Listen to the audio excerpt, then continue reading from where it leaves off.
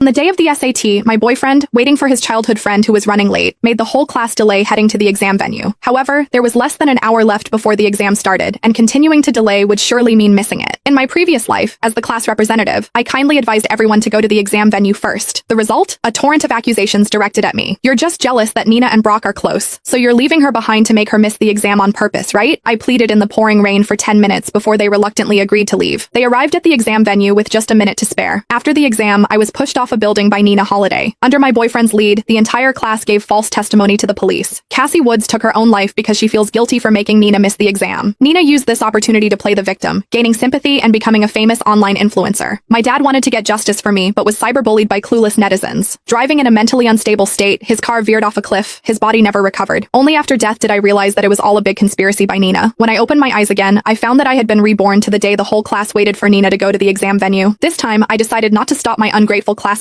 from suffering the consequences of their own choices. As I was pushed off the building, I heard Nina say in a triumphant tone, "Cassie, I knew I wouldn't get into a good university, so I showed up late on purpose. Only if you commit suicide out of guilt can I play the victim and gain more followers." Suddenly, the chilly raindrops hitting my face woke me from my daze. When I opened my eyes again, I found myself standing on the school field. Seeing my boyfriend, Brock Finch, arguing with the bus driver, I felt a surge of excitement. The next second, Brock glared at me and yelled angrily, "Cassie, you're so selfish. Nina's not here yet. Why can't we wait 2 more minutes?" All the classmates looked at me with angry expressions. "That's right, Nina's our classmate. How can we leave her? We won't get on the bus until Nina arrives." Their hostile gazes pained me. In my previous life, afraid that continuing to wait would cause everyone to miss the exam, I told the bus driver to take everyone to the exam venue first. As a result, my classmates treated me like their mortal enemy, even though I did it out of consideration for their futures. Brock pushed through the crowd and came to me, looking at me with disgust. He said, "Cassie, even though you're my girlfriend, I have to say that this is unforgivable. It's the SAT. If you make Nina miss the exam, you'll ruin her life." Brock's expression seemed to tell me that he wished I were dead. I clenched my fists and bit my lip hard. Only when my lip was bleeding did I relax my expression and say, "Since you're all willing to risk your future to wait for Nina, feel free to keep waiting. It's raining heavily, so I'll wait in the bus." I ignored the murderous looks of my classmates and went straight to the school bus. The driver looked at me with worry. "Based on my experience driving students to the exam venue, you'll definitely run late if you wait any longer. It's raining so heavily." But Brock merely scoffed and said, "Stop trying to scare us. I often take the road that goes to the exam venue. There's absolutely no way we'll run late." The driver could only sit back in the driver's seat sullenly. The students cheered in the rain as if they had just won a great victory, but what they didn't know was that I had already gained direct admission to the top university in the country, so whether I could attend the exam on time or not was not important to me. The reason why I chose to go with them to take the exam was just to experience the atmosphere. I wonder if they, who had not gained direct admission, would still be able to laugh an hour later. I called my dad with moist eyes and trembling hands. Remembering my tragic fate of being pushed down a building in my previous life and the scene of my dad driving off a cliff, I couldn't help but burst into tears. This time, I'm going to make